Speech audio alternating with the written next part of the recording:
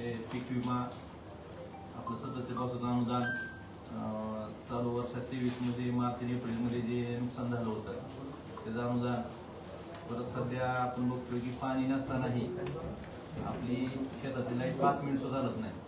त्याचा जो प्रश्न एवढा मोठा गंभीर झालेला आहे प्रश्न, त्या सगळ्या विषयावर आज आपण पत्रकार परिषद घेतोय. तर आपण सध्या आपल्या शेतकऱ्यांचं शासनाकडे किंवा कंपनीकडे किती किती येणं आहे हे एक वर्षवाईला आपण जाऊ, कारण आपल्याला सगळ्याच्या आवडीचा विषय आहे. म्हणजे आपण विम्यापासून सुरुवात करू. 20च्या पीक विम्याच्या बाबतीत सर्वोच्च न्यायालयापर्यंत शेतकऱ्यांनी लढा नेला, सर्वोच्च न्यायालयाने निर्णय दिला, तरी पण अद्यापर्यंत आपल्याला 18,500 प्रमाणे प्रति हेक्टरी सर्वोच्च न्यायालयाने निर्णय दिला होता. त्यातले फक्त जवळपास 10,000च्या आसपास पैसे 2 टप्प्यात शेतकऱ्यांना मिळाले. उर्वरित जे पैसे आहेत त्यातले उच्च न्यायालयात 75 कोटी जमा आहेत, त्याची 30 नोव्हेंबर तारीख आहे. आणि आमची मागणी अशी आहे की शासनाला विमा कंपनीला जो हप्ता द्यायचा आहे त्यातले आपल्याला एकूण आता 2020चे 168 कोटी रुपये येणं अजून विमा कंपनीकडनं सर्वोच्च न्यायालयाने देऊन सुद्धा 20च्या बाबतीतला अद्यापर्यंत आपल्या शेतकऱ्यांना मिळाला आहे. तर 168 कोटीपैकी 75 कोटी न्यायालयाकडे जमा आहेत ते, आणि उर्वरित 93 कोटी शासनानं कंपनीला जो हप्ता देणं आहे शासन, त्याच्याऐवजी ते पैसे आपल्या जिल्हाधिकाऱ्यांनी वर्ग करावे आणि त्याप्रमाणे आपले 168 कोटी वर्ग शेतकऱ्यांना वाटप करावे अशी आमची मागणी आहे. हा एक विषय होता. 168 कोटी राहिले आपण.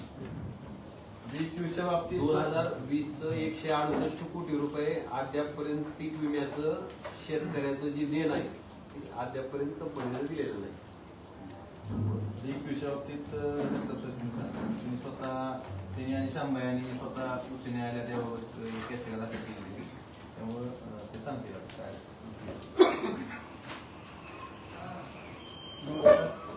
मी अनिल जगताप या पत्रकार परिषदेला उपस्थित असलेल्या सर्व पत्रकारांचे मनापासून स्वागत करतो.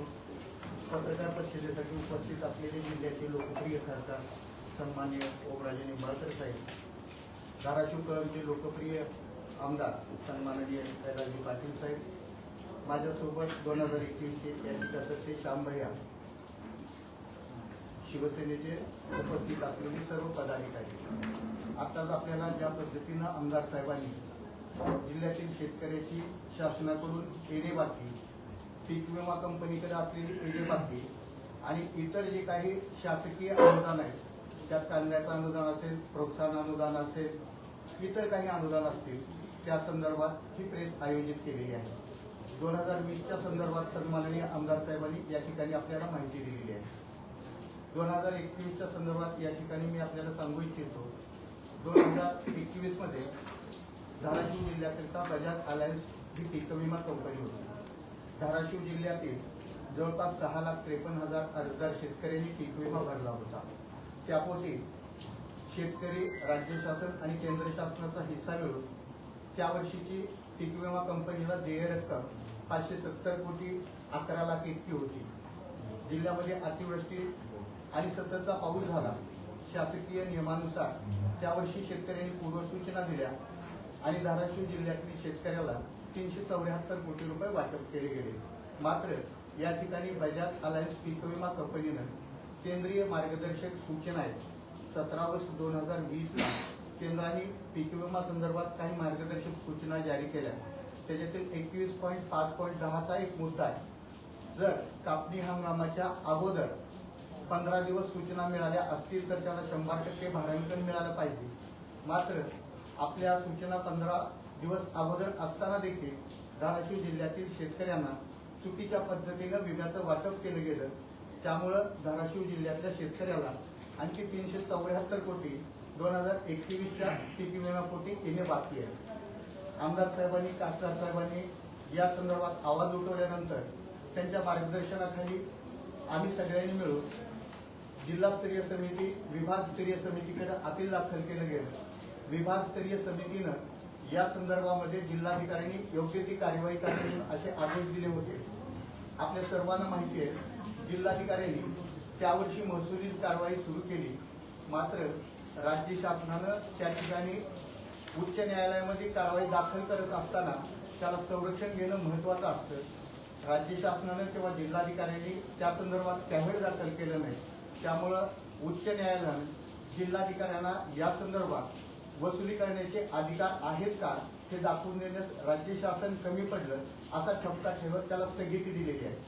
दुर्दैवानं गेली 1.5 वर्ष यामध्ये काहीही प्रगती झाली नाही. स्थगिती तशीच आहे. खरं म्हणजे राज्य शासनानं ही स्थगिती उठवण्यासाठी प्रयत्न केले पाहिजे होते. किमान या आदेशाच्या विरुद्ध तातडीनं प्रतिज्ञापत्र दाखल करायला पाहिजे होतं. मात्र 1 वर्षाच्या प्रदीर्घ कालखंडानंतर प्रतिज्ञापत्र दाखल केलं. त्या ठिकाणी सविस्तरपणे बाजू मांडली जात नाही. उच्च न्यायालयाला दिलेल्या आदेशाला सर्वोच्च न्यायालयामध्ये आव्हान देणं महत्वाचं होतं. ते देखील केलं नाही. यावरून राज्य शासनाच्या प्रती किती गंभीर आहे हे आपल्या लक्षात येईल. राज्यस्तरीय तक्रार निवारण समितीकडे या संदर्भात मी स्वतः याचिका दाखल केली. राज्यस्तरीय समितीमध्ये बैठक झाली. मात्र राज्यस्तरीय समितीनं उच्च न्यायालयामध्ये दाखल झालेल्या प्रकरणाचा चुकीचा अर्थ काढला आणि त्या प्रकरणामध्ये निकालच दिला गेला नाही. मी आमदार साहेब, खासदार साहेब वारंवार या संदर्भात राज्य तक्रार निवारण समितीला विचारणा करत होतो. मात्र अद्यापपर्यंत निकाल दिला गेला नाही. शेतकऱ्याचं हित नजरेसमोर ठेवून माननीय खासदार साहेब आणि कैलासदादा पाटील यांच्या मार्गदर्शनाखाली मी स्वतः आणि श्याम जाधव या ठिकाणी उपस्थित आहे. आम्ही दोघांनी उच्च न्यायालयाच्या छत्रपती संभाजीनगर खंडपीठामध्ये याचिका दाखल केलेली आहे, जिचा PIL नंबर 59/2023 आहे आणि त्याची सुनावणी परवाच्या दिवशीच आहे. मी आपल्याला या ठिकाणी अतिशय नम्रपणे सांगू इच्छितो, या कामकाजासाठी लागणारी वकिलाची मदत सन्माननीय आमदार कैलासदादा पाटील साहेबांनी केलेली आहे. तसेच जाण्या येण्यासाठी अगदी डॉक्युमेंट काढण्यापासून जी काही मदत असेल त्यांनी अगदी पहिल्याच दिवशी मला सांगितलं की तुम्ही मला माझ्या भावाप्रमाणे आहात. जिल्ह्यातील शेतकऱ्याचं काम तुम्ही करत आहात. आर्थिक मदत जेवढी पाहिजे तेवढी तुम्ही मला सांगा. ज्या वेळेस मी मागितली अगदी मोठ्या मनानं जिल्ह्यातल्या शेतकऱ्याचं हित नजरेसमोर ठेवून त्यांनी मदत केलेली आहे. मी त्यांना मनपूर्वक धन्यवाद देऊ इच्छितो. 2021च्या संदर्भात ही परिस्थिती आहे. 2021च्या बाबतीत मी मागच्या अधिवेशनात लक्षवेधी होती. त्यात मी असं म्हणलं होतं की जो राज्यस्तरीय तक्रार निवारण समितीने निर्णय दिलेला नाही, जे उच्च न्यायालयात जी स्थगिती आहे ती जिल्हाधिकाऱ्यांनी जी आरआरसी कारवाई प्रस्तावित केली होती, ते जिल्हाधिकाऱ्यांना आरआरसी कारवाईचे अधिकार आहेत का नाही याबाबत शासन आपली भूमिका मांडू न शकल्यामुळे, पटवून देऊ न शकल्यामुळं ती स्थगिती आहे. परंतु त्यात कुठेही जे राज्यस्तरीय समितीला तुमच्या कामकाजाला कुठेही अटकाव केलेला नव्हता. परंतु त्या गोष्टीचा चुकीचा अर्थ लावून सरकारने त्या गोष्टीचा चुकीचा अर्थ कारण शोधलं आणि ते 2021चा राज्यस्तरीय तक्रार निवारण समितीची बैठक होऊन आम्ही वेळोवेळी पाठपुरावा करून कमीत कमी 5-7 वेळेस सचिवांना भेटून अधिकाऱ्यांना पत्रव्यवहार केला, लक्षवेधी मांडली. अद्यापपर्यंत शासनानं त्याची प्रोसिडिंग फायनल केलेली नाही. त्यामुळं शासन शेतकऱ्यांच्या प्रति किती गांभीर्यानं बघतोय, शेतकऱ्यांच्या प्रश्नाविषयी किती गांभीर्य शासनाचं आहे हे लक्षात घेऊन जातं. फक्त कंपनीला कुठेतरी फेवर करायचं म्हणून शासकीय अधिकाऱ्यांनी, राज्य सरकारनं हा निकाल अद्यापपर्यंत त्याचा प्रोसिडिंग फायनल केलेला. 2022च्या बाबतीतही तोच प्रकार झाला. 2022च्या बाबतीत केंद्र सरकारचे निकष होते 50% भारांकन लावायचा. त्याच्या विरोधात सुरुवातीला आम्ही जिल्हास्तरीय समितीने 3-4 वेळा सांगितलं. त्यानंतर विभागीय समितीकडे मी स्वतः तक्रार करता होतो. तिथं सुद्धा निर्णय 50% प्रमाणे 50% भारांकन लावले चुकीचं आहे, उर्वरित 50% द्या म्हणून निर्णय झाला. त्यानंतर राज्यस्तरीय टेक्निकल समितीकडे पहिल्यांदा सुनावणी झाली. तांत्रिक समितीने सुद्धा निर्णय शेतकऱ्यांच्या बाजूने दिला आणि उर्वरित 50% द्या म्हणून सांगितलं. नंतर राज्यस्तरीय तक्रार निवारण समितीकडे बैठक झाली. ही समिती 24 ऑगस्ट 2023ला याची बैठक झाली, तर निर्णय झाला. अद्यापपर्यंत त्या समितीने सांगितलं की उर्वरित 352 कोटी रुपये तुम्ही शेतकऱ्यांना द्या. 22ची कुठली कंपनी आहे? Agriculture insurance company. ही केंद्र सरकारच्या मालकीची कंपनी. पंचनाम्याच्या प्रती त्यावेळेस सांगितलं. अद्यापपर्यंत म्हणजे पंचनाम्यासाठी काय रामायण महाभारत झाले माहित आहे, पण अद्यापपर्यंत पंचनामे ही कंपनी ना शेतकऱ्यांना देऊ शकली ना प्रशासनाला देऊ शकली. आणि जे पंचनामे माहिती अधिकारात आम्ही काढले होते, आम्ही ते राज्यस्तरीय तक्रार निवारण समितीसमोर मांडले होते, त्या अनसोडल्याच्या माने शेतकऱ्यांचे होते, त्या माहिती अधिकाऱ्याखाली आम्ही काही 4-5 पंचनामे काढले होते. त्यात स्पष्ट त्या कृषी अधिकाऱ्याचे कृषी सहाय्यकाचे खोट्या सह्या, शेतकऱ्यांच्या खोट्या सह्या असे बोगस पंचनामे त्यांनी माहिती अधिकाऱ्यात आपल्याला दिले होते. आणि त्यांच्या मॅन्युअलमध्ये करारामध्ये आहे की हे सगळे पंचनामे AICच्या पोर्टलवर अपलोड केले पाहिजेत. ना त्यांनी प्रशासनाला प्रति दिल्या, ना शेतकऱ्यांना प्रति दिल्या, ना ते पंचनामे अपलोड केले. जर ही केंद्र सरकारच्या कंपनी एवढं पारदर्शकपणे शेतकऱ्यांचं काम करत असेल तर त्यांना पंचनामे द्यायला काय अडचण आहे. हा दुसरा विषय झाला. तिसरा विषय, त्यांनी जवळपास 1.5 लाखाच्या आसपास जे इंटिमेशन होते रिजेक्ट केले. त्यांनी राज्यस्तरीय तक्रार निवारण समितीमध्ये त्यांना विचारलं की रिजेक्ट कशामुळे केले. त्यांनी सांगितलं की डबल इंटिमेशन आहे. आम्ही त्यांना विचारलं की एखाद्या शेतकऱ्याने 2 वेळा इंटिमेशन दिलं असतं तर कमीत कमी त्याला 1 वेळा तर तुम्ही त्याची नुकसान भरपाई दिली पाहिजे. ते का दिलं त्याच्या बाबतीतली अद्यापपर्यंत ही क्लेरिफिकेशन कंपनीकडनं शासनाला किंवा शेतकऱ्यांना किंवा प्रशासनाला आलेलं नाही. त्यामुळं 2 महिने निकाल देऊन सुद्धा शासन जर त्या कंपनीकडनं पैसे वसूल करून देऊ शकत नसेल तर मग शासन शेतकऱ्यांसाठी काम करतंय का ह्या कंपन्यांसाठी काम करतंय हे सुद्धा आपण बघणं गरजेचं आहे. मी ACS कृषी विभागाचे अनुप कुमार साहेबांना 3-4 वेळा भेटलो. ते म्हणतात हे केंद्राची कंपनी आहे, आम्ही जास्त काही करू शकत नाही, मी केंद्र सरकारच्या कृषी विभागाच्या सचिवांना पत्रव्यवहार करू. हे पत्रव्यवहार आणि आपल्या किरकोळ गोष्टी ह्या कंपन्या बांधणार नाही. तर माझं म्हणणं एवढंच आहे की ही गोष्ट वस्तूची माहिती असणं गरजेचं आहे. जर तुम्ही केंद्रातलं राज्याचं सरकार शेतकऱ्याचं सरकार म्हणता तर मग कंपन्याकडे पैसे त्यांच्या हक्काचे विम्याचे पैसे वसूल करून द्यायला वेळ का लागतो. एक आता ते 20चे पैसे अजून आपल्याला सगळे मिळाले नाही. 3-3 वर्ष आपण हेच करत राहायचं का. विमा, कोर्ट कचेऱ्या, दरवेळेस कोर्टात जायचं, दरवेळेस जिल्हास्तरीय समिती, विभागीय समिती, राज्यस्तरीय समिती, राज्यस्तरीय समितीमध्ये निकाल दिला तर नंतर परत त्यांनी पैसे द्यायचे नाही. त्या सगळ्या गोष्टी महत्वाच्या असं मला वाटतं. आणि 23च्या बाबतीत आता चालू वर्षात आपण बघतोय 23च्या बाबतीत जे मागच्या 3 वर्षाची परिस्थिती होते, तुम्ही सगळे शेतकरी आहेत, तुम्हाला सगळ्यांना माहितीच आहे की मागच्या 3 वर्षापेक्षा दुष्काळ म्हणजे दुष्काळाची परिस्थिती तीव्र आहे. ह्या वर्षी दरवेळेस पेक्षा आपण जर माहिती काढली तर आपल्याला दरवर्षी म्हणजे 20ला जवळपास 18,500 सुप्रीम कोर्टाने निर्णय दिला. 21चे पैसे आपण 100% भांडण धरलं तर जवळपास 16,000. 22चे पैसे 22 हेक्टरी प्रत्येक हेक्टरी 16,500च्या आसपास 16,000 आसपास होतात. परंतु 23च्या बाबतीत आता 57 मंडळ समावेश झालेले आहेत अग्रिममध्ये. त्या वर्षी जवळपास 612 कोटी रुपये आपण प्रीमियम कंपनीला शेतकरी, राज्य सरकार, केंद्र सरकार म्हणून आपल्या जिल्ह्यातून आणि जवळपास 3,000 कोटी रुपये विमा संरक्षण आहे. तर आता जे जिल्हाधिकाऱ्यांनी, कृषी अधिकाऱ्यांनी अहवाल दिले की जिल्ह्यातल्या दुष्काळाच्या परिस्थितीत जवळपास 60% नुकसान झाले. तर 60% नुकसान जर जिल्हाधिकाऱ्यांनी आणि कृषी अधिकाऱ्यांनी दिलं असेल तर 3,000 कोटीचे तुम्ही हे दिलेले 218 कोटी वगळता अजून 1,500 कोटी रुपये आपल्याला म्हणजे शासनाच्या परिस्थिती आहे का नाही. या वर्षी दरवर्षी जेवढे पैसे मिळेल त्यापेक्षा जास्त कंपनीकडनं मिळून शेतकऱ्यांना द्यायचं ही राज्य सरकारची जबाबदारी असं मला वाटतं.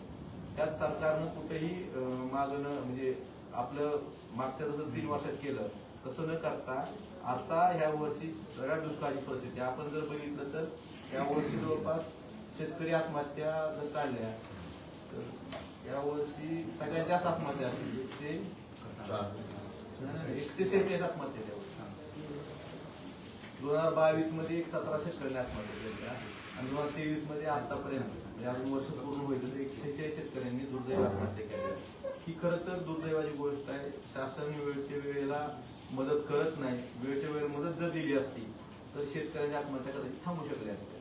आपण आमची मागणी एवढीच आहे की हे 20, 21, 22 तर पैसे तुम्हाला द्यावेच लागतील, पण ह्या वर्षीचे जी संरक्षित रक्कम 3,000 कोटी आहे प्रशासनाला जो अहवाल गेला 60% नुकसान त्याप्रमाणे शेतकऱ्यांना धाराशिव शेतकऱ्यांना जी अंतिम रक्कम आहे आता हे अग्रिमवर बोलवून न करता नाहीतर अग्रिम दिला म्हणून कोणी पाठपुरावा घ्यायचं कारण नाही.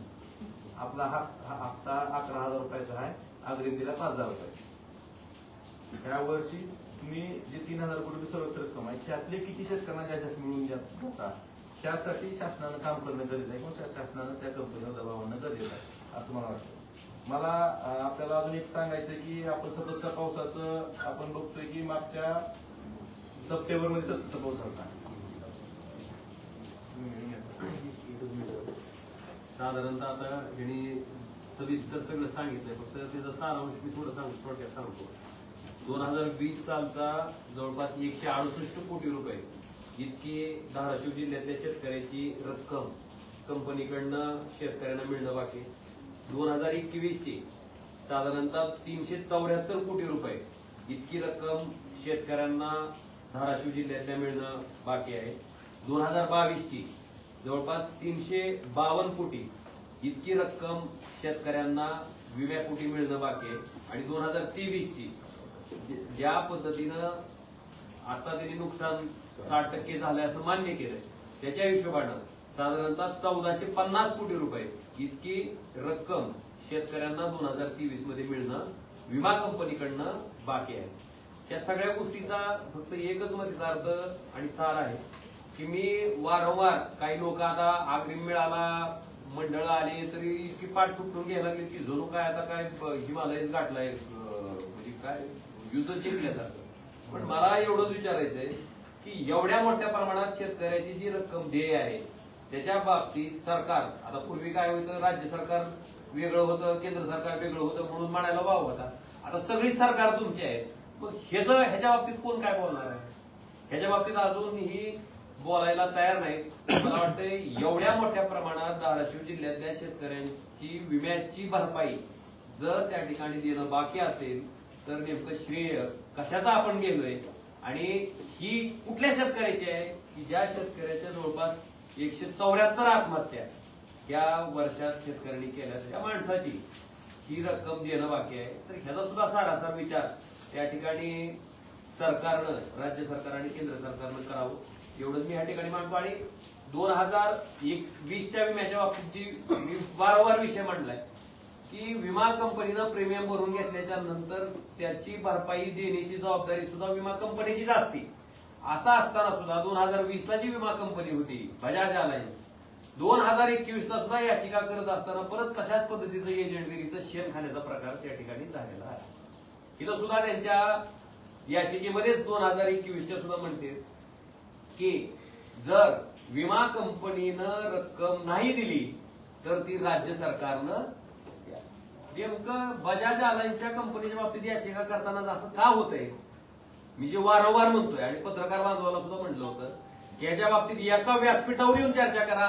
कारण अशा पद्धतीनं इकडं शेतकऱ्याचा तारणहार हे दाखवायचं आणि दुसरीकडं ज्या कंपनीनं विमा भरपाई देणं गरजेचं असताना, बाध्य असताना, त्याच्यापोटी जी कंपनी प्रीमियम घेत असताना त्या कंपनीला सोडायचं आणि राज्य सरकारला त्या ठिकाणी ही भरपाई द्यावी अशा प्रकारची याचिकेत मागणी करायची. म्हणजे नेमकी याचिका शेतकऱ्यासाठी केली का कंपनीसाठी केली? मला वाटतं हे सुद्धा स्पष्टीकरण त्या लोकांकडनं येणं गरजेचं आहे.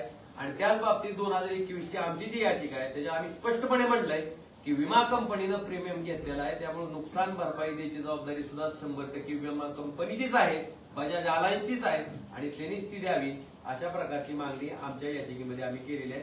त्याच्यासाठी याचिकेच्या 2 कॉप्या पण आणल्यात, त्या सुद्धा मी पुरावादाखल द्यायला तयार आहे. आता पुढे तुम्हाला माहित नाही घ्यायची का कोण तुटतो घेतो इथं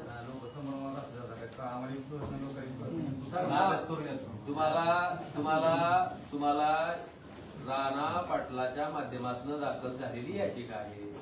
तुम्हाला पाहिजे असेल तर त्याची कॉपी देतो. आपण आता दुसरा महत्वाचा विषय आपलं राज्य सरकारकडे जे आता विम्या दिवशी झाला, ज्या अनुदानाच्या रकमा थकलेल्या आहेत. सप्टेंबर 2022 मध्ये, आता महिना नोव्हेंबर 2023 चालू आहे, म्हणजे 1 वर्षापेक्षा जास्त काळ होऊन गेला. आपल्या जिल्ह्यातल्या 1,99,907 शेतकऱ्यांना 134 कोटी रुपये सध्याच्या पावसाच्या अनुदानानं अपेक्षित होतं. एकतर त्यांनी सुरुवातीला घोषणा करताना 3 हेक्टर पर्यंत हेक्टरी 13,600 प्रमाणे मदत दिवस जाहीर केलं, परंतु त्यांच्या नेहमीच्या ह्याच्याप्रमाणे वागण्याप्रमाणे त्यांनी ते GR काढताना, शासन निर्णय करताना ह्या वेगवान गतिमान सरकारनं जाहिराती जेवढं करतं त्या सरकारनं तो शासन निर्णय करताना 8,500 काढला. तरी सुद्धा आजची माहिती जर घेतली तर आपल्या जिल्ह्यातले सततच्या पावसाचे 74,609 शेतकरी अद्यापपासून त्या मदतीपासून वंचित आहे. रोज शेतकरी केवायसी करते, कुठंतरी काय इकडे जा तहसीलला चक्रा मारते, तळाकडे चक्रा मारते नाही त्याची गंमत आणि सांगतो जवळपास 63 कोटी रुपये सततच्या पावसाचे पैसे अद्याप गेल्या वर्षीचे मागच्या सप्टेंबरमध्ये नुकसान झालं त्याचे पैसे अजून त्या गतिमान सरकारनं वेगवान निर्णय घेणाऱ्या सरकारनं अद्यापर्यंत शेतकऱ्यांना दिलेले नाही. ही आपल्याला एक माहिती. आणि आपल्याकडे या वर्षी मार्च आणि एप्रिलमध्ये अवकाळी पाऊस झाला होता. आपल्या तालुक्यात मुख्यमंत्री आले होते, उपमुख्यमंत्र्यांनी एक राजकीय सभा घेतली, दोघांनी सांगितले की तुम्हाला मदत देऊ. तरी सुद्धा मार्च आणि एप्रिलमध्ये थोडे शेतकरी होते, जास्त शेतकरी नव्हते. तरी पण मार्चच्या नुकसान भरपाईत 26 शेतकरी होते आणि एप्रिलच्या नुकसान भरपाईत 5,000 शेतकरी होते. तरी पण या दोन्ही मिळून 1,690 शेतकऱ्यांचे अद्यापर्यंत 1,64,00,000 रुपये सरकारनं अद्यापर्यंत वाटप केलेले नाही. हे वेगवान गतिमान सरकारने स्वतः भेटी देतात, राजकीय दौरे होतात, राजकीय सभा होतात, परंतु अद्यापर्यंत मार्च एप्रिलच्या सुद्धा अवकाळी पावसाचे पैसे शेतकऱ्यांना मिळालेले नाहीत. 1,64,00,000 रुपये. सगळ्यात महत्वाचं आहे, तुम्ही जर शेतकऱ्याला विचारलं का तर ते शेतकऱ्याला एक काम चांगलं लावलंय तिने. पहिला म्हणजे त्या तुमचं अकाउंट त्या आधारला लिंक करा म्हणजे, पुन्हा आधार लिंक झाला पुन्हा त्याला म्हणजे पॅन लिंक करा, पॅन लिंक झाला की त्याला म्हणजे मोबाईल नंबर लिंक करा. मग ती विचार आपलं पहिल्यांदा आधार पुन्हा पॅन पुन्हा ती मोबाईल लिंक करीत बसते आणि ही सगळं लिंक केल्याच्या नंतर पुन्हा म्हणते दादा ई केवायसी करा. त्याला ती 50-100 शेतकरी खर्च येते, ती ई केवायसी बी करते.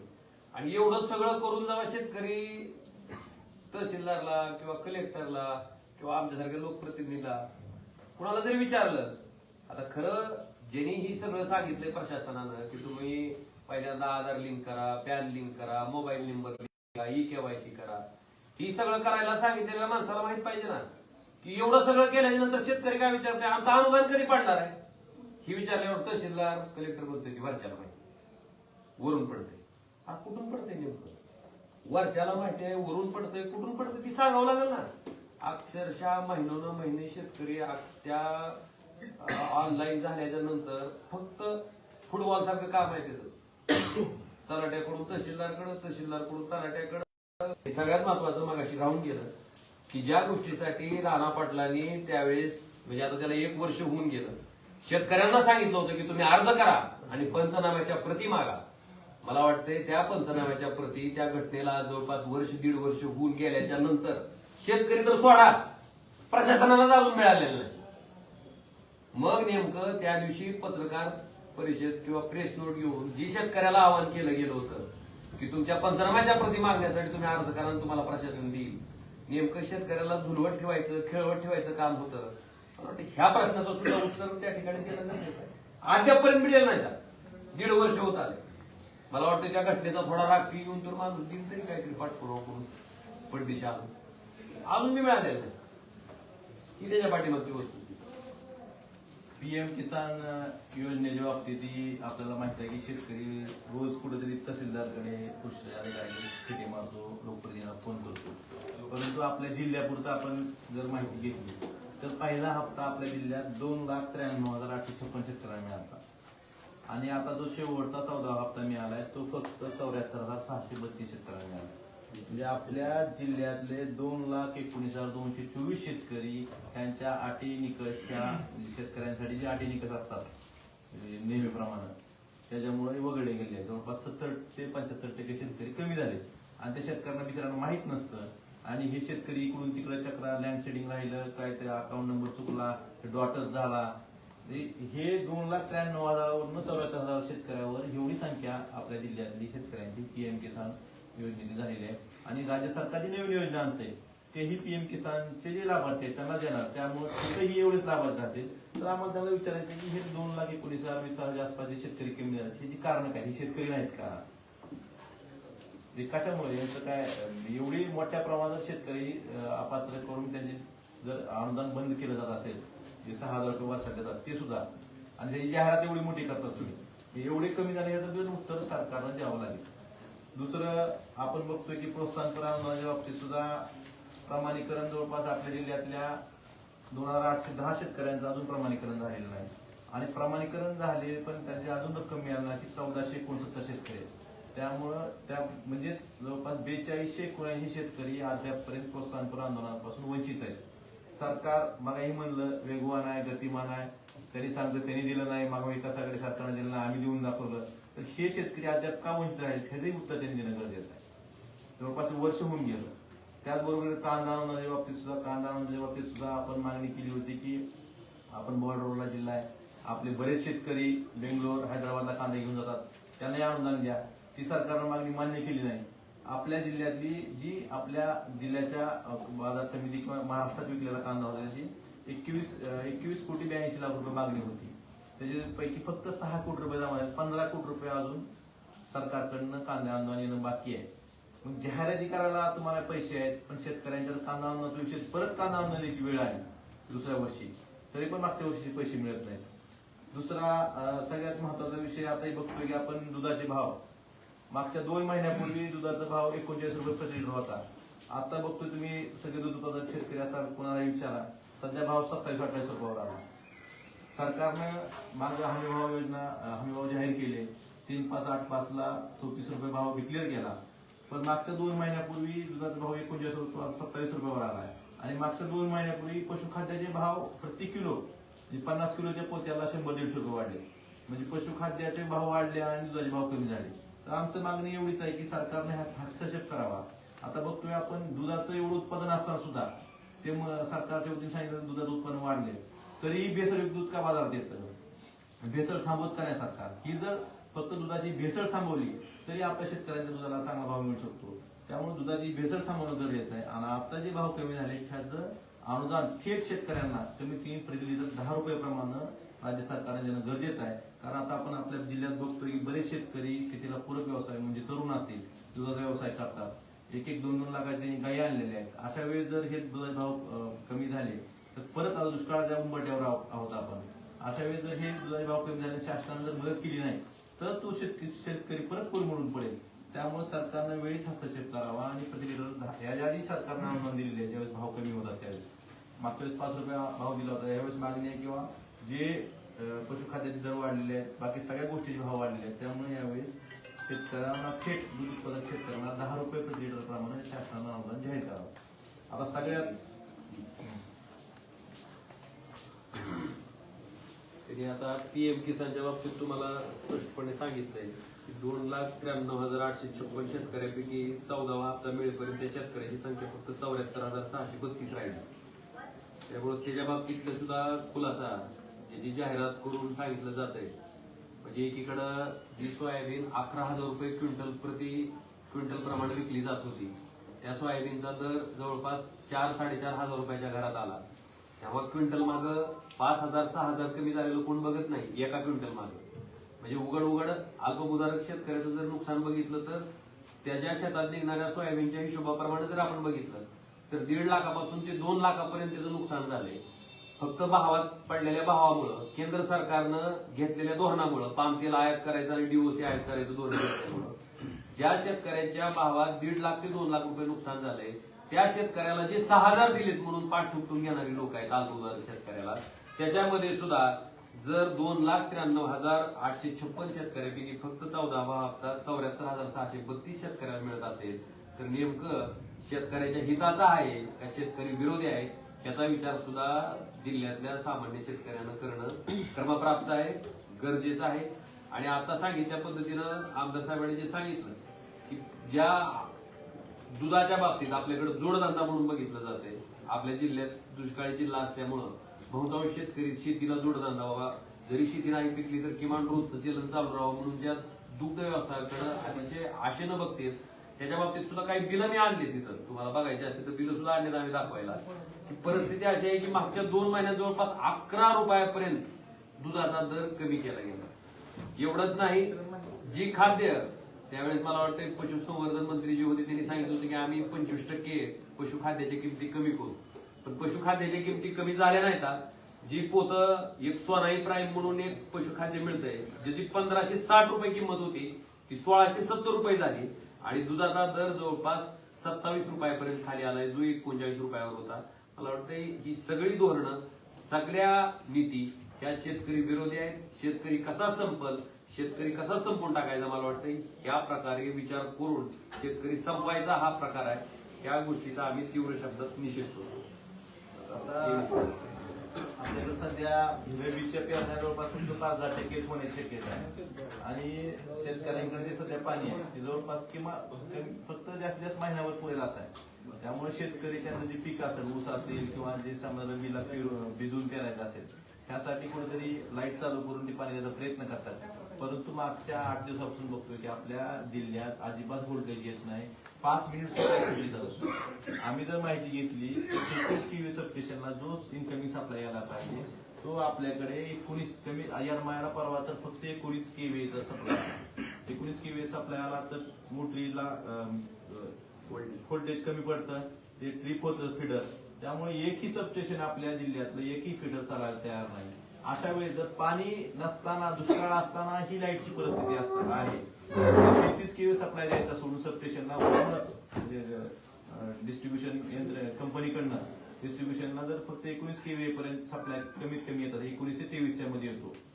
तर ह्या आपल्या जे किरकोळ पाणी थोडं बहुत शेतकऱ्यांकडे आहे हे पाणी शेतकरी कसा देऊ शकेल.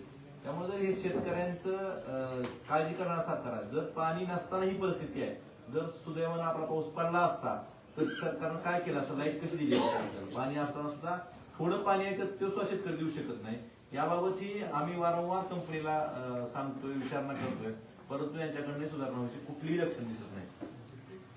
लाईटीचं जर बघायला झालं तर आता मला वाटतं साधारणतः सगळ्याच लोकप्रतिनिधी आता जे फोन घेते त्यांच्यासाठी आहे, जे घेत नाही त्याला काय कळणार नाही. जर दिवसाचे 100 फोन आले तर 90 फोन लाईटीसाठी. काय त्याची तरमळ आहे किंवा जेवढं पाणी आहे तेवढं पाणी वापरून तरी हरभऱ्याचं जे पीक आहे, हरभरा असेल, ज्वारी असेल, गहू असेल, पदरात पडावं ही अपेक्षा आहे. पण तिथं सुद्धा आपल्या जिल्ह्यातलं एकही सबस्टेशन त्या ठिकाणी पूर्ण व्होल्टेजनं चलत नाही. कुठल्याही शेतकऱ्याला 8 तास जे तुम्ही सांगता ते 8 तास सुद्धा लाईट मिळत नाही.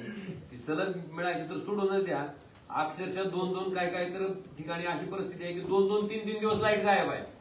आणि 3-3 दिवस लाईट दिल्याच्या नंतर सुद्धा सबस्टेशनला जर विचारलं सेक्शन इंजिनियरला किंवा डीवायला तर ती म्हणते साहेब व्होल्टेजच नाही वरून कुठून देणार. अशी अतिशय विदारक परिस्थिती जिल्ह्यातल्या एमएससीबीची झालेली आहे. आणि हे अतिशय गांभीर्यानं मला सांगायचं आहे की RDSS ह्या योजनेमधनं त्या ठिकाणी आपल्या जिल्ह्यातले जे सबस्टेशन त्या ठिकाणी मंजूर झाले होते, जे ऍडिशनल पॉवर ट्रान्सफॉर्मर मंजूर झाले होते, जे फिडर सेपरेशनची कामं मंजूर झाली होती, मला वाटतं ह्या कामाची DPR जाऊन 2-2 वर्ष झाले पण अद्यापर्यंत त्या कामाच्या वर्क ऑर्डर दिल्या गेल्या नाहीत, ज्याच्यामुळे ती कामं होऊ शकली नाहीत. आणि त्यांनी केलेल्या पापाची फळं सर्वसामान्य शेतकऱ्याला त्या ठिकाणी भोगावी लागते. मला वाटतं ह्याचा विचार सुद्धा सरकार नावाच्या यंत्रणेनं करणं गरजेचं आहे. आज केवळ त्यांनी वर्क ऑर्डर न दिल्यामुळं योजना आहे, पैसे उपलब्ध आहेत, फक्त जी प्रोसेस करून वर्क ऑर्डर देऊन additional substation, additional power transformer देणं गरजेचं आहे प्रत्येक भागात. मला वाटतं ते न दिल्या गेल्यामुळं त्या ठिकाणी अतिशय विदारक परिस्थिती जिल्ह्यात एमएससीबीच्या बाबतीत, लाईटच्या बाबतीत तयार झालेली आहे. आणि मग अशा परिस्थितीमध्ये नेमकं सरकार शेतकऱ्याकडनं काय अपेक्षा करत आहे, या सगळ्या गोष्टीचा विचार सरकार नावाच्या यंत्रणेनं करणं गरजेचं आहे. शेतकरी तर 100% करतो. आताच सन्माननीय खासदार साहेबांनी आणि आमदार साहेबांनी 2020 पासून 23 पर्यंत दरवर्षी किती रक्कम येणं बाकी आहे, शासकीय अनुदान किती येणं बाकी आहे या संदर्भातली आकडेवारी सांगितली. त्यांनी खरीप हंगामाची आकडेवारी सांगितली.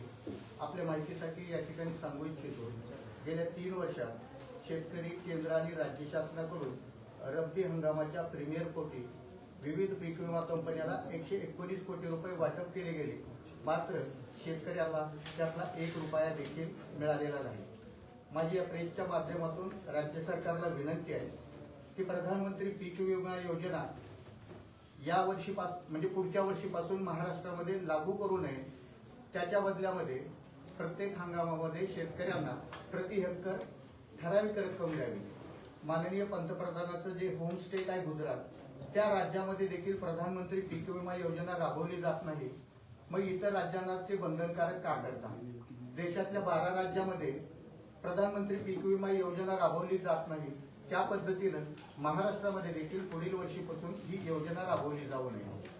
आणखी एक यालाच मला जोडून सांगायचं आहे, गेल्या वर्षी खासदार साहेबांना इंग्रजीविषयी काही जणांनी सांगितलं. हे खरं आहे की आम्ही शेतकऱ्याची लेकरं आहोत. कदाचित आमची इंग्रजी चांगली नसेल, इंग्रजी येत नसेल, रिपिटिशन जनहित याचिकेमधला फरकही आम्हाला समजत नसेल. परंतु खासदार साहेबांनी जे प्रश्न विचारले होते ते तर मराठीतच होते. मराठीत विचारलेल्या प्रश्नाची उत्तरं अद्यापपर्यंत मिळाली नाहीत.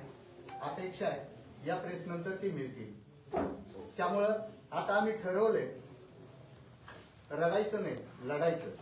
त्याच्यामुळं ही शासनाकडे जी थकलेली अनुदान आहे, येणे बाकी रक्कम आहे, त्यासाठी जिल्हा आणि राज्य स्तरावरती आता आंदोलन उभं करायचं आहे.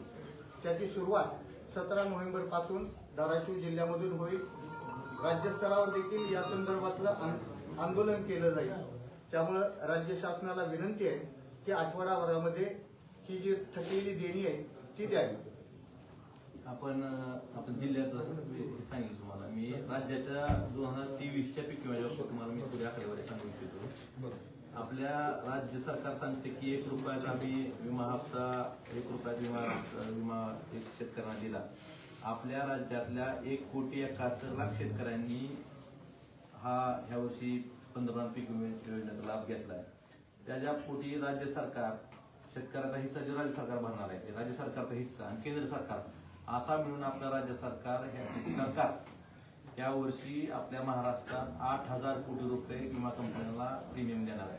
8,000 कोटी आणि त्याच्या बदल्यात या वर्षी 54,000 कोटी रुपये विमा संरक्षित रक्कम आहे महाराष्ट्रातील शेतकऱ्यांसाठी. तर माझी राज्य सरकारला विनंती आहे की ह्या 54,000 कोटी रुपये संरक्षित रक्कमेपैकी तुम्ही शेतकऱ्यांना किती मिळवून देणार हे तुम्ही सांगा आणि मग स्वतःची पाठ ठोकून घ्या. आम्ही एवढ्या लोकांचा 1 रुपयात विमा काढला यापेक्षा आम्ही शेतकऱ्यांना 54,000 कोटीपैकी एवढे 1,000 कोटी रुपये मिळवून दिले असं सांगा आणि मग त्या योजनेचं श्रेय घ्या. मला हे सांगायचंय विमा कंपन्याला हजारो कोटी रुपये देणं ह्याचं श्रेय कुणीच कुठल्या सरकारने घेऊ नये. ते विमा कंपन्याकडनं वसूल करून आपल्या शेतकऱ्यांना जे सरकार देतं त्यांनी त्याचं श्रेय घ्यावं. आपल्याला माहित आहे की या वर्षी जी परिस्थिती आहे ती मागच्या 3-4 वर्षातली सगळ्यात विदारक परिस्थिती या वर्षी आहे. त्यामुळे 54,000 कोटी रुपयापैकी जास्त रक्कम आपल्या महाराष्ट्रातील शेतकऱ्यांना कशी मिळेल त्यासाठी राज्य सरकारनं काम करणं गरजेचं आहे. आणि ती जर त्यांनी ती मिळवून दिली तर निश्चितच आम्ही सुद्धा त्यांचं जाहीर आभार मानू, त्यांचं कारण अभिनंदन करू. पण आपल्याला सांगतो की अग्रेंच्या बाबतीतच सांगतोय. आता आपण राज्य सरकार सांगतोय की आम्ही जवळपास कालपर्यंत आकडा होता की 24 लाख शेतकऱ्यांना आम्ही अग्रिम दिला. 1,71,00,000 शेतकऱ्यापैकी जर 24 लाख शेतकऱ्यांना अग्रिम मिळत असेल तर बाहेरल्या 1.5 लाख शेतकऱ्यांचं काय? 1.5 कोटी 1,45,00,000 ते 1.5 कोटीच्या आसपास शेतकरी ह्या अग्रिमपासून वंचित आहेत. ह्याबाबत राज्य सरकार काय बोलायला तयार आहे का? ह्याचं श्रेय राज्य सरकार घेणार काय? त्यामुळं या गोष्टीचं श्रेय तुम्ही जास्तीत जास्त शेतकऱ्यांना आपला विमा नुकसान भरपाई जर मिळवून देत असाल तर निश्चित श्रेय घ्या. त्या कंपनीला हप्त्याची भरपाई कंपनीची भर घातली त्यांच्या 8,000 कोटीचा हप्ता देऊन त्याचं श्रेय कुणी घेऊ नये.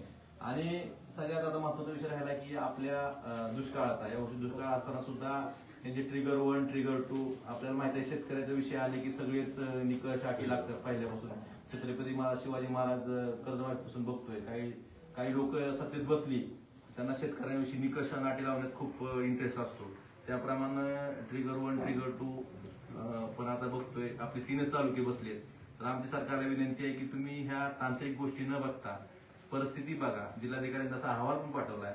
त्याचा तरी विचार करून आपल्या जिल्ह्यातले सगळेच्या सगळे तालुके दुष्काळग्रस्त जाहीर करून जी काही मदत होईल शेतकऱ्यांना किंवा शेतकऱ्यांच्या लेकरांना ही शासनानं मदत करावी हे आम्हाला शासनाला आपल्या माध्यमातून सांगायचं. आपण जर बघितलं असेल एकच विषय शेवटचं फक्त सांगितलं एका बैलाच्या शिंगावर पाऊस पडला तर दुसऱ्या शिंगावर पडत नाही. आणि तालुक्याचं ट्रिगर 1 ट्रिगर 2 ती पर्जन्य माफक कुठली मापते ती कुठून आकडेवारी काढते परमेश्वराला माहिती. ह्या पद्धतीनं पूर्ण जिल्ह्यामध्ये दुष्काळाची अतिशय तीव्र परिस्थिती आहे. जिल्ह्यामध्येच नाही तर या पूर्ण भागामध्ये. असं असताना सुद्धा केवळ मोजकेच तालुके त्या ठिकाणी दुष्काळी म्हणून जाहीर केले गेलेत आणि बाकीचे तालुके मात्र दुष्काळापासून वंचित ठेवायचं जे पाप त्या ठिकाणी सरकार नावाची यंत्रणा करते अतिशय निषेधार्ह आहे. त्यामुळं सरकारनं तातडीनं त्याचं पुनरावलोकन करून ताबडतोब ह्या जिल्ह्यातले सगळ्याच्या सगळे तालुके दुष्काळी म्हणून जाहीर करावेत आणि दुष्काळाच्या नंतर दिल्या जाणाऱ्या सगळ्या ज्या सवलती आहेत, मदती आहेत, ते जिल्ह्यातल्या सगळ्या शेतकऱ्यांना देण्यात याव्या. भैया तुला एक प्रश्न उपस्थित केला. 1 रुपयात पीक विमा योजना कशी असं म्हणायचं? मी आजही म्हणतो, यादी म्हणतो, जेवढे पैसे तुम्ही हे 8,000 कोटी रुपये कंपनीला देताय, हे जर 8,000 कोटी थेट शेतकऱ्यांना दिले तर काय अडचण आहे ना? विभाग जिल्हास्तरीय समितीकडे अपील करावं लागेल ना, कुणाला पंचनामे मागावं लागतील ना, राज्यस्तरीय समितीकडे जावं लागेल ना, कुणाला फेसबुक लाईव्ह करावं लागेल ना, कुणाला ह्यात सुप्रीम कोर्टात जावं लागेल. थेट शेतकऱ्यांना द्यायला पैसे, काय अडचण आहे? दादा कोणत्या योजनेतून द्यायची ही सगळे पैसे? काय आहे? प्रावधान काय आहे का? कायदा काय आहे का? नियम काय आहे का? या आधी सुद्धा आपले जे विभागीय आयुक्त होते सुनील केंद्रेकर साहेबांनी, त्यांनी मराठवाड्याचा अभ्यास करून एक शासनाचा परिपूर्ण प्रस्ताव दिला होता. तो प्रस्ताव त्याच मुद्द्यावर फेटाळला. कोणता कायदा नाही, कोणता कायदा करायला, बाकीचे कायदे करायला तुम्हाला कायदे मंडळ कशाला असतं? नाही, मी काय म्हणतोय, बुलेट ट्रेनला पैसे देताना काय कुठला कायदा होता? गुजरातला जी बुलेट ट्रेन चालली तर महाराष्ट्राचा काय फायदा आहे? तिथं कुठला कायदा होता? गुजरातच्या लोकांसाठी आपण पैसे करतो, पत्ता कायदा केला ना, कायदा पैसे दिले ना, तसे शेतकऱ्यांना पैसे, महाराष्ट्रातील शेतकऱ्यांना पैसे देताना तुम्हाला कायदा निकष काय आठवतो, का लागतो? दिल्ली सरकारनं सुप्रीम कोर्टामध्ये ज्यावेळेस बदल्या करायचे अधिकार राज्य सरकारचे आहेत म्हणून निर्णय पारित झाला, तेव्हा तो निर्णय पलटवण्यासाठी किती वेळात संसदेत कायदा करण्यात आला. मला वाटतं ह्याचा अभ्यास तुम्हाला 100% असेल. शेवटी जी 11,000 12,000 रुपये एका हेक्टरला, 11,000 ते 12,000 रुपये एका हेक्टरला कंपनीला तुम्ही देता, शेतकऱ्याचं त्या एका हेक्टरचं म्हणजे 2.5 एकराचं पीक संरक्षित करण्यासाठी, आणि ती कंपनी बिचारी कधीच घेतलेल्या 11,000 रुपये पैकी हेक्टरी मधल्या कधी सुद्धा 11,000 रुपयाच्या पुढे जाऊन मदत करत नाही. म्हणजे कंपनीची ही जी पीक विमा योजना आहे ती नेमकी कंपनीच्या हितासाठी आहे का शेतकऱ्याच्या हितासाठी आहे? जर सरकार नावाच्या यंत्रणेला मागच्या 3 वर्षापासून 4 वर्षापासून दिसत असेल की ह्याच्या माध्यमातून प्रायव्हेट विमा कंपन्या हजारो कोटी रुपयाचा नफा कमवतात, मला वाटतं हे दिसल्याच्या नंतर सरकार नावाच्या यंत्रणेची जबाबदारी आहे की बाबा हे 11,000 रुपये कंपनीला प्रीमियमच्या स्वरूपात भरण्याच्या ऐवजी डायरेक्ट जर शेतकऱ्याच्या खात्यालाच 11,000 रुपये एका हेक्टरला जमा केले तर शेतकरी काय साहेब नाव घेणार आहे का नाही? आणि मला वाटतं अशा पद्धतीचा नियम करायला किंवा कायदा करायला कुठल्या सरकारला कुणाचं बंधन असायचं काय कारण आहे? कुठलंही सरकार राज्यातला असू द्या, केंद्रातला असू द्या, ह्या प्रकारचा कायदा करून देऊ शकते. विनाकारण विमा कंपनीची तुमडी भरण्यात काय अर्थ? 1986 पासून विमा योजना ज्या चालू झाल्या देशामध्ये त्यावेळेस पासून हीच प्रचलित नियम आहे, प्रीमियम तेवढाच भरावा आणि अशा पद्धतीनंच रकमेचं वाटप करावं. 86 पर्यंत जर तुम्ही बघितलं असेल हे सरकार यायच्या आधी ज्या विमा कंपन्या असायच्या त्या शासनाच्या मालकीच्या असायच्या. बजाज अलायन्स नव्हतं तवा, भारतीय एक्सा नव्हतं तवा, रिलायन्स नव्हतं तवा. आता बजाज अलायन्स आहे, रिलायन्स आहे, भारतीय एक्सा आहे, ही सगळ्या प्रायव्हेट सेक्टरच्या कंपन्या आहेत. मग प्रायव्हेट सेक्टर मधल्या माणसाची तुमडी भरायचं काम सरकार का करतंय हाच आमचा आक्षेप आहे.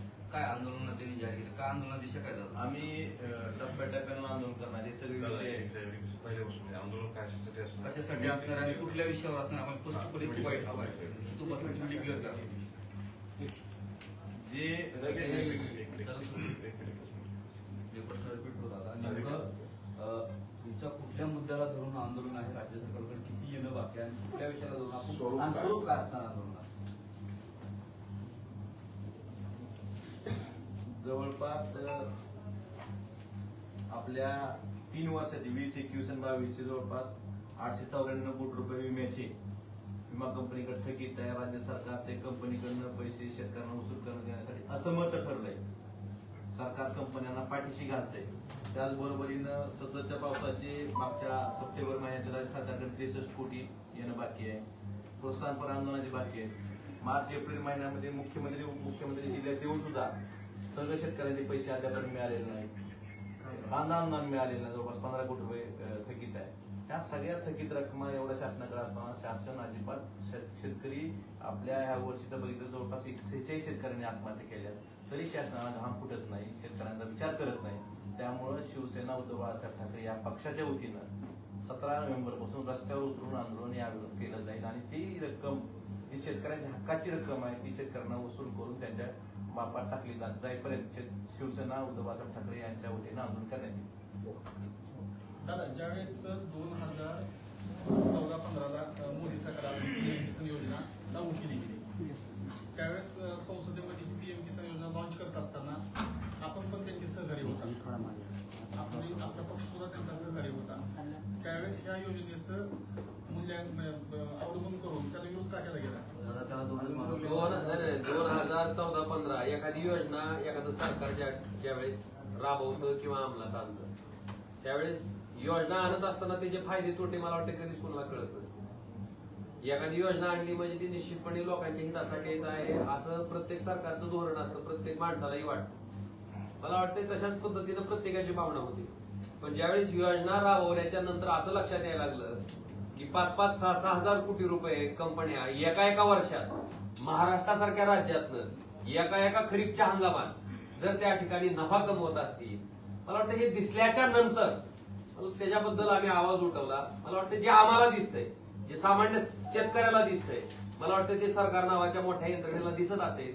पण माझा त्याच्यात स्पष्ट आरोप आहे की फक्त कंपन्याची तुंबडी त्या ठिकाणी भरली जातात आणि कंपनीच्या मार्फत पुन्हा इलेक्ट्रोल बॉन्ड घ्यायचा जो प्रकार असतो पक्षाचा, तो प्रकार त्या ठिकाणी केला जातो. दादा आपण खासदार आहेत, आपण अशी काही मागणी करणार आहेत काही योजना बंद करावी पीक विम्याची, ही योजना फसवी आहे अशी आपण काही याच्यापूर्वी आपल्या माहितीसाठी ज्या प्रायव्हेट सेक्टर मधल्या कंपन्या त्या ठिकाणी केंद्र सरकारनं आणल्यात आणि हजारो कोटी रुपयाचे नफे ह्या तुमच्या प्रायव्हेट सेक्टर मधल्या विमा कंपन्या कमवतात हे लक्षात आल्याच्या नंतर महाराष्ट्राचंच उदाहरण घेऊन आम्ही ज्यावेळेस सगळी शिवसेना अखंड होती, एकत्र होती, त्यावेळेस आम्ही सगळे खासदार पंतप्रधानांना भेटायला गेलो होतो आणि त्यावेळेस आमची मागणी हीच होती की जर विमा कंपनीच्या माध्यमातून एवढ्या मोठ्या प्रमाणात जर फायदा राहत असेल शिल्लक तर हा राहणारा फायदा प्रायव्हेट सेक्टरच्या विमा कंपन्याला मिळू देण्यापेक्षा सरकारी क्षेत्रातल्या विमा कंपन्या आहेत त्याच कंपनीच्या मार्फत ह्या योजना राबवल्या जाव्या. जरी काय नफा राहिला तर तो किमान सरकारी कंपन्याला राहील, सरकारच्या ताब्यात राहील, कुठल्याही प्रायव्हेट सेक्टरच्या माणसाला त्याचा फायदा घेता येणार नाही. मला वाटतं ही मागणी आम्ही सगळ्यांनी एकत्र शिवसेना असताना केलेली. दादा आंदोलनामध्ये तुम्ही सहभागी होणार नाही. काय स्वरूप आता तुम्हाला हळूहळू सांगू की सगळं झालेलं 17 तारखेपासून आम्ही सगळे सहभागी असणार ना. आता उद्धव बाळासाहेब ठाकरे म्हणल्यावर त्यांचा माझा एका पक्ष आहे. काय सांगू म्हणजे स्वरूप तुम्हाला दिसेल ना. रस्त्यावर आंदोलन राहील आणि जिल्हा स्तरावर पण करू आणि राज्य स्तरावर पण करू.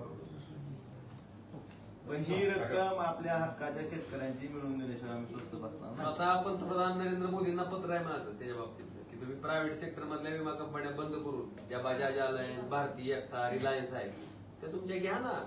नॅशनल इन्शुरन्स तुमचे ऍग्रिकल्चर EIC आहे, घ्या ना तुम्ही. ज्या शासनाच्या मालकीच्या विमा कंपन्या आहेत त्याच्या मार्फत राबवा. आणि 86 पासून जर आपण आतापर्यंत इतिहास काढला तर शासकीय विमा कंपन्याच विमा राबवायच्या. हे नवीन निघाला आता.